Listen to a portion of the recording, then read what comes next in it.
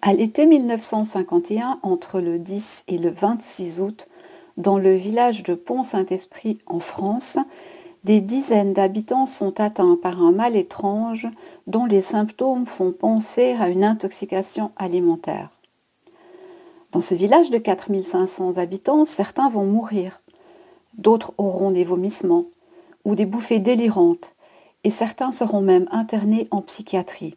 En tout, ce sont plus de 300 personnes qui seront impactées, certaines à vie. Que s'est-il donc passé dans le Pont Saint-Esprit d'après-guerre? Des problèmes avec les farines ou les adjuvants pour les blanchir? Les machines? Les silos à grains? Les grains eux-mêmes? Ou bien est-ce une affaire bien plus sordide, qui aurait des ramifications outre-Atlantique?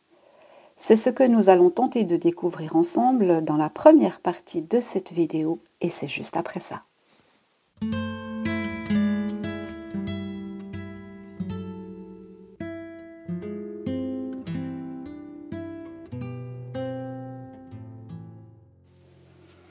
Bonjour à toutes, bonjour à tous, bienvenue sur ma chaîne Million Coaching.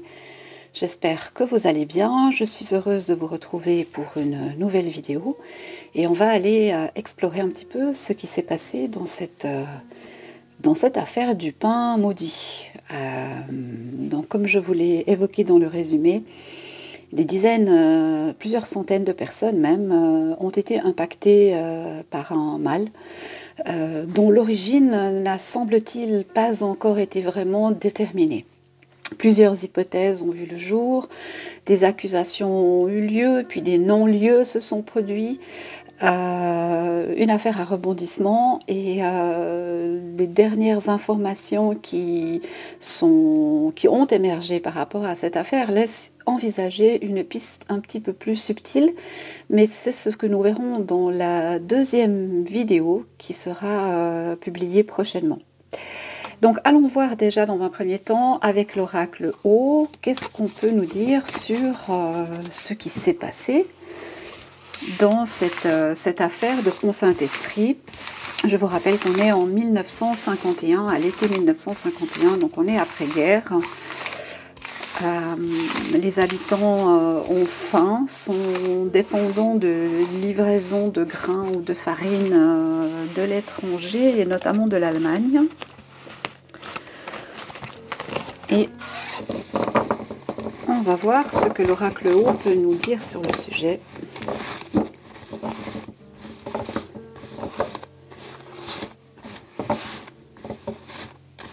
Eh bien,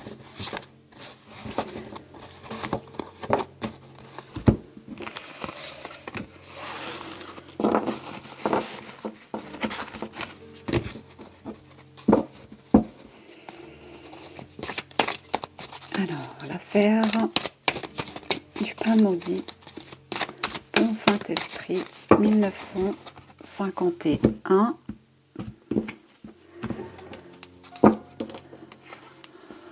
On va la prendre puisqu'elle est restée là. Alors, on va faire, décidément, on va faire ça sur 6 cartes dans un premier temps et voir un petit peu ce que ça nous raconte.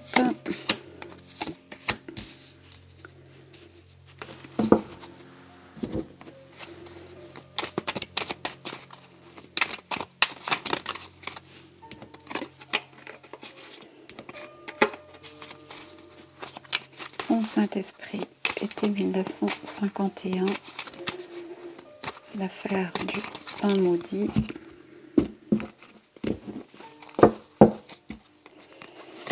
Qu'est-ce qu'on peut nous dire sur ce dossier, sur ce sujet, cette affaire?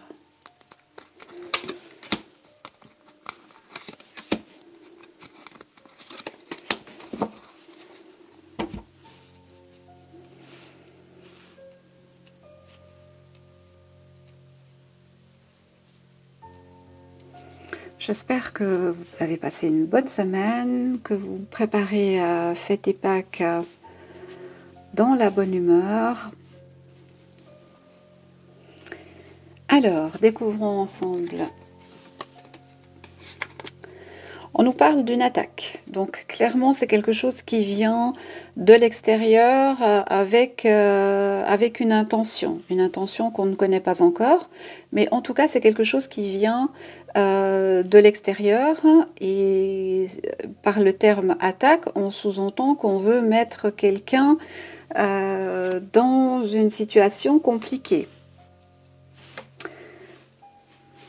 Ça commence fort. On nous dit que la population a eu très peur, ce qui paraît assez logique. On nous parle de mesures, de diagrammes, de rigidité. On pourrait ici nous évoquer les premières enquêtes qui se sont essentiellement dirigées dans un sens et qui ont négligé tout un tas d'autres pistes.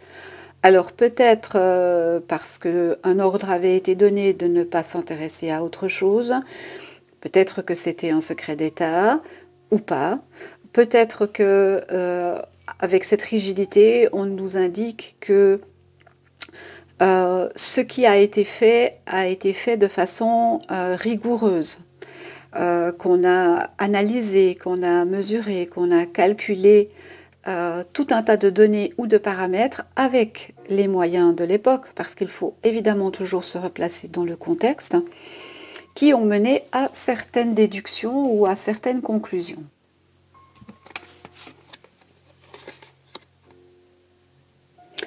On nous parle de succès, donc le succès étant sous l'attaque, on peut légitimement se poser la question si effectivement il s'agissait d'une attaque volontaire et qui a eu plein succès, ou si l'enquête qui a été menée a été couronnée de succès.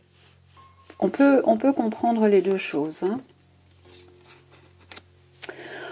On nous dit que par ce geste-là, par cette attaque-là, on souhaitait détruire quelque chose.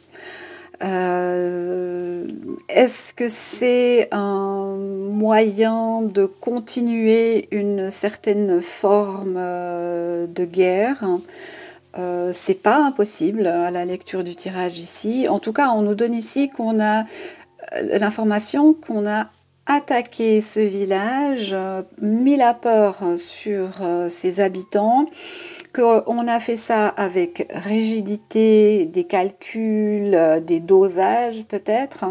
On nous parle de succès, donc cette opération a été pour les personnes qui ont mené l'attaque un succès, puisqu'elle a détruit des centaines de personnes dans leur intégrité physique, mentale, psychique, et que des traces restent encore perceptibles à ce jour, hein.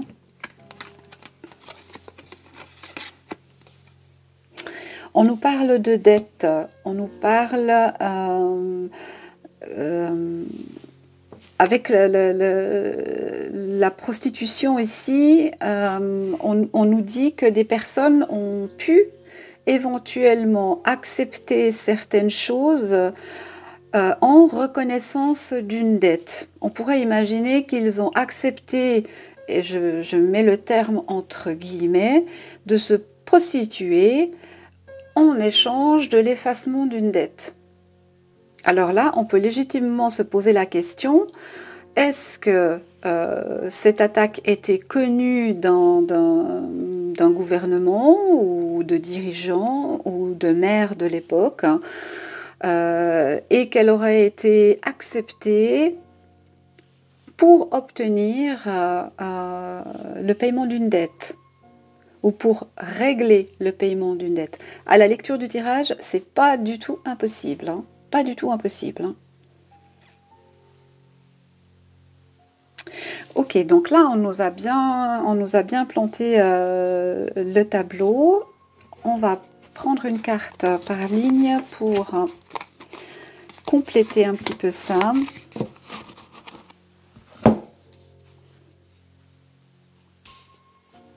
Si on peut peut-être avoir la façon dont ça a été fait, est-ce que c'est plutôt à travers effectivement la farine, ou bien est-ce que c'est par un autre biais que cette attaque a été mise en place. Excusez-moi.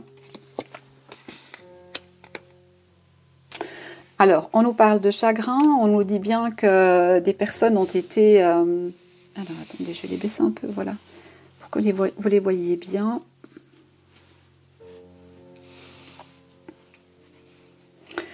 On nous parle de chagrin, on nous parle de recherche de la lumière, on nous parle de guidance.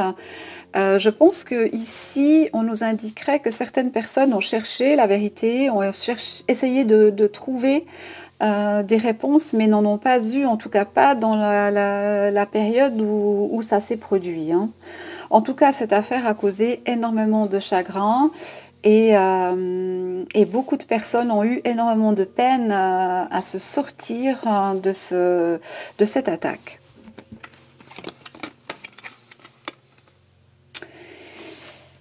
Et on en vient à quelque chose qui a trait avec alors le soin, la médecine.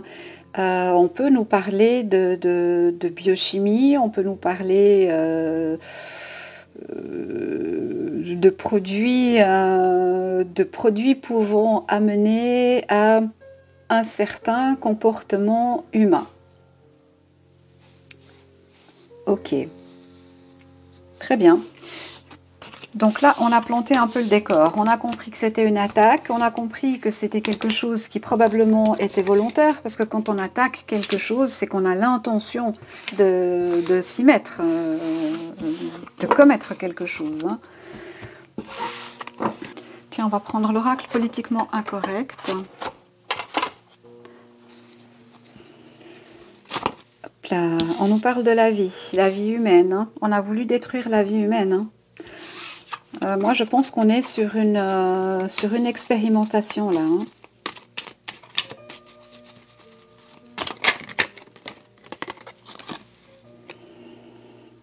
On nous parle de culture, d'artisanat, donc les cultures, ok, on nous parle que les cultures auraient pu porter atteinte à la vie, très bien. Alors, bon Saint-Esprit, qu'est-ce qu'on peut nous donner comme information par rapport à cette affaire?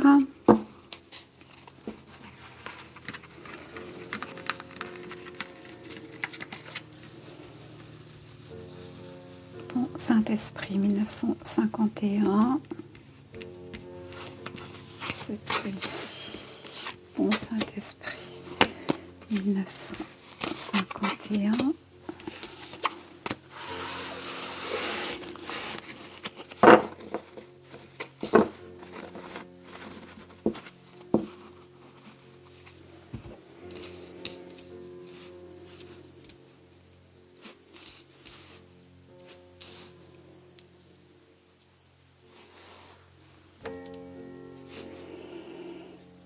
Bon Saint-Esprit, 1951.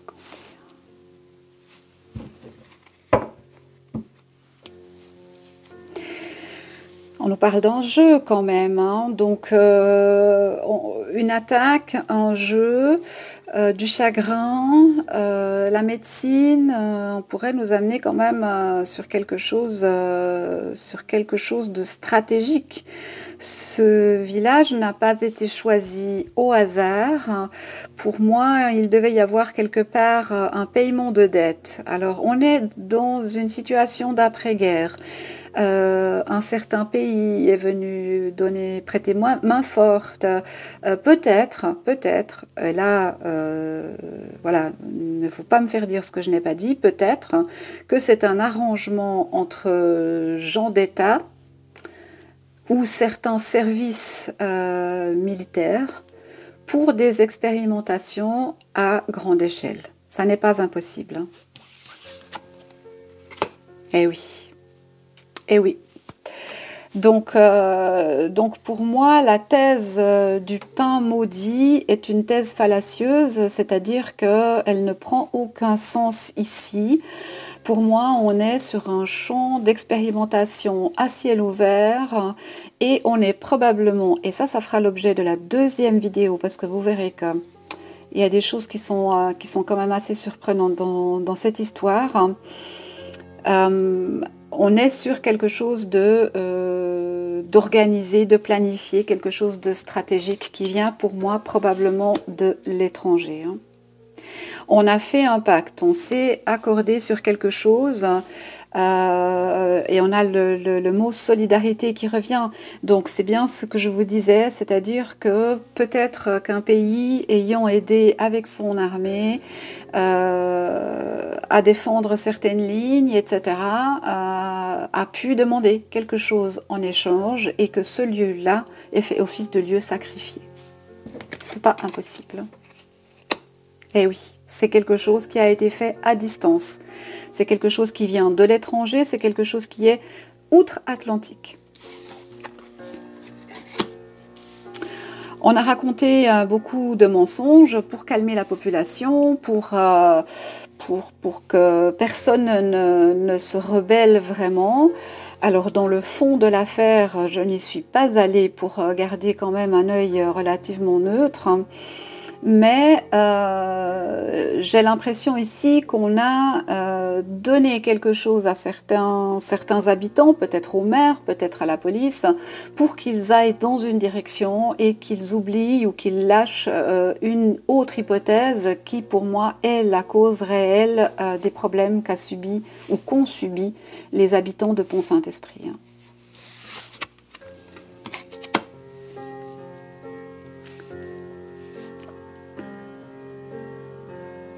On nous parle de religion ici. La religion peut avoir plusieurs sens. D'ailleurs, la carte est associée à différents termes.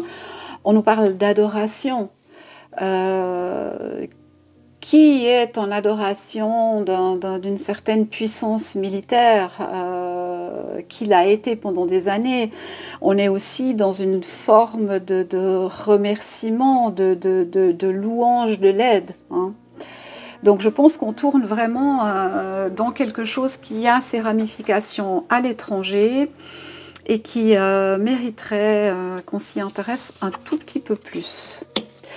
On nous parle de l'agriculture parce que bien sûr c'est une région agricole, c'est une région où les gens vivaient des récoltes et que de ce que j'ai compris, moins de blé, ou en tout cas pas suffisamment de blé était cultivé dans cette région pour nourrir la population locale, si bien qu'il y avait nécessité d'importer du blé. Mais pour moi, tout ça est un jeu, tout ça est un stratagème qui a été mis en place.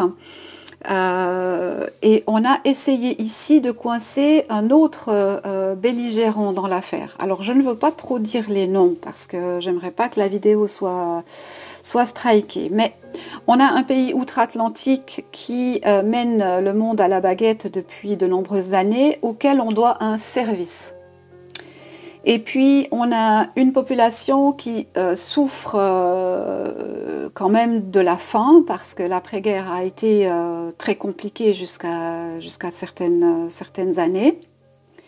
Et on a un ancien pays belligérant qui pourrait très bien faire office de bouc émissaire, et tout le monde serait heureux de penser que ce pays-là, qui se trouve en Europe, est à l'origine de cette problématique, et que de par le fait que le blé, l'aliment premier, le grain vient de ce pays-là, eh bien c'est lui qui en est fautif. Or, c'est pas du tout ce qui est dit dans cette histoire.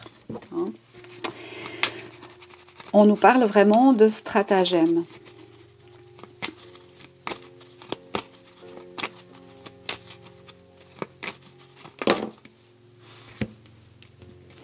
On nous dit que ce sont des personnes, ici la carte extraterrestre ne fait pas pour moi office de personnes qui viennent d'un autre monde. Pour moi, ce sont des personnes qui avancent cachées, qui avancent camouflées. Donc avec le jeu, avec le stratagème, on avance caché dans une histoire un peu sordide. Il faut dire ce qui est, c'est quand même très dark tout ça. Avec la maladie, on peut très bien imaginer que la maladie est venue depuis en haut. Hein. Avec la carte de l'extraterrestre, c'est aussi ce que ça nous dit, ça vient du ciel. Ça tombe sur les gens, ça diffuse quelque chose. Hein. C'est très intéressant de voir que déjà en 1951, ces choses-là pouvaient être réalisées. Ça nous amènera dans la deuxième partie de cette vidéo à se poser la question sur ce qui nous est arrivé entre fin 2019 et fin 2022. Hein. On nous parle ici de spectateurs, et bien de nouveau, hein, le public est emmené dans un film, à grand spectacle, et les incidences sur les gens sont importantes. On voit ici que le spectateur mange du pop-corn. Le pop-corn, on peut aussi l'assimiler à du grain, hein, des grains de maïs, du grain de blé. C'est tout à fait possible. Mais on a aussi, avec cette notion de spectateur, quelqu'un qui se trouve à distance, quelqu'un qui est à l'étranger et qui observe ce qui se passe, qui observe et qui peut-être prend des notes, écrit et construit, comment je vais appeler ça, nourrit une étude sur la propagation de certaines maladies. Hein. En tout cas, c'est ce que les cartes nous racontent dans cette histoire. Hein. Et on nous parle de politique, et bien évidemment, parce que vous imaginez que ce genre de choses ne peut pas tellement se faire sans avoir certains accords, parce que si on part du principe que cela est venu depuis l'espace aérien, eh bien l'espace aérien est, en tout cas, chaque pays a son espace aérien protégé et nul n'y pénètre sans être puni ou intercepté, ou voilà, selon les moyens de l'époque. Hein. Donc, on est obligé d'admettre, et c'est pour ça qu'on a probablement eu la carte de la prostitution tout à l'heure et de la dette.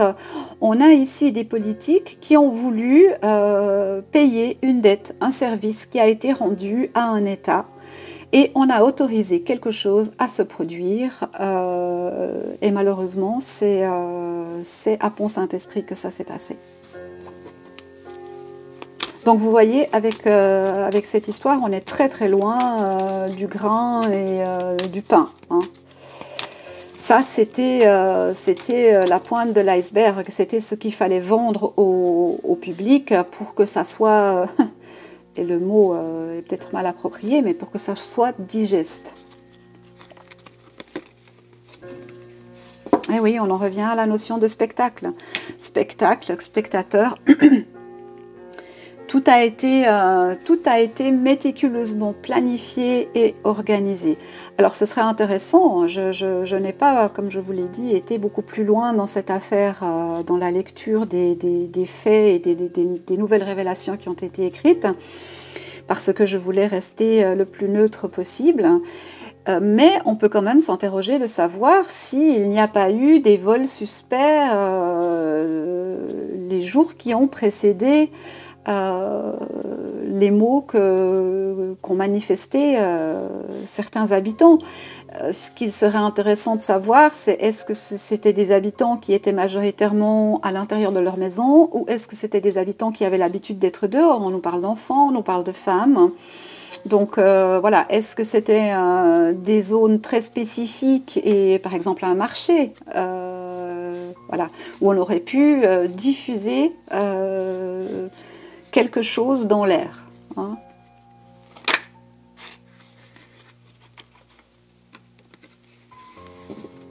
Alors, on nous parle de médias, on nous parle d'actualité, on nous parle d'informations. Donc, il est tout à fait possible hein, que cette affaire de Pont-Saint-Esprit soit le révélateur de quelque chose. En tout cas, moi, de ce qu'on me dit ici, des spécialistes, des écrivains peut-être, des scientifiques certainement, sont en train de plancher, pas forcément de façon ouverte ou officielle, mais plutôt en sous-marin, sont en train de pencher sur les liens qu'il pourrait y avoir entre cette affaire et quelque chose qui a enfermé la population mondiale début 2020, hein, 2021. Oui, oui, oui. Alors, est-ce qu'on a encore une carte ?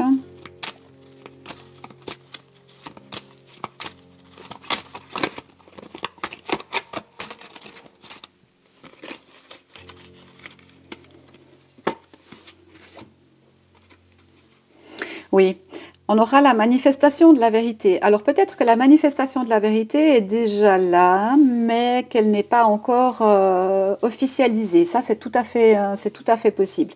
Mais on peut aussi ici très bien faire référence à la situation actuelle qui se passe en France, avec les manifestations, les grèves, etc. Et on nous replace dans le contexte de maintenant. Donc c'est pour nous situer aussi un temps, hein, un instant, un moment. Donc ça confirme les informations qui pourraient éventuellement venir à partir de cette période maintenant que l'on vit, où il y a de grandes manifestations partout dans toute la France, hein. Ok, bon. Alors, je vais quand même demander pour clore cette première partie, est-ce que... Comment je vais formuler ça? Est-ce que l'affaire de Pont-Saint-Esprit a été commanditée par un pays outre-Atlantique? On va voir ce que ça nous donne. On nous parle d'argent, hein. On nous parle d'argent, on nous parle on a Mercure ici, donc la bourse d'argent et comment on récolte l'argent, comment on devient célèbre. L'argent peut aussi signifier le succès dans une entreprise quelconque, hein. Avec Mercure, on élabore, on réfléchit, on analyse. Donc ici, cette carte nous donne l'indication, comme on l'a eu tout à l'heure, de succès en fait, hein. Ça a été un succès pour moi, pour une étude spécifique diligentée par un pays étranger, hein. Et oui, c'est ça, c'est une étude, on va l'appeler comme ça. C'était une étude à ciel ouvert sur des cobayes civils. Et tout cela avec, pour moi, l'aval de l'État dans le but de payer une dette d'aide pendant une situation conflictuelle en Europe. Voilà. Alors écoutez, pour cette vidéo de ce soir, moi j'en ai terminé. Je vous souhaite de merveilleuses fêtes de Pâques. Je ne vous retrouverai pas dimanche, contrairement à ce que je vous ai dit la semaine dernière, parce qu'évidemment j'ai zappé que c'était le week-end de Pâques. Donc je ne serai pas là ce dimanche, mais la deuxième partie de cette vidéo sera publiée la semaine prochaine, donc à partir de jeudi de la semaine prochaine. Et dimanche, comme je vous l'avais promis, vous retrouverez un concours pour vous remercier, voilà, d'avoir participé à atteindre ce chiffre de 1100 et quelques abonnés. Voilà, je vous remercie pour vos likes, vos partages, vos commentaires. Vous savez que tout ça aide à la chaîne, voilà, pour qu'elle soit visible de plus de personnes possible. N'hésitez pas évidemment à partager les vidéos si vous pensez que ça peut être utile à quelqu'un. Moi, je ne le fais pas par pudeur, par éthique. Je pense que voilà, mon rôle n'est pas d'aller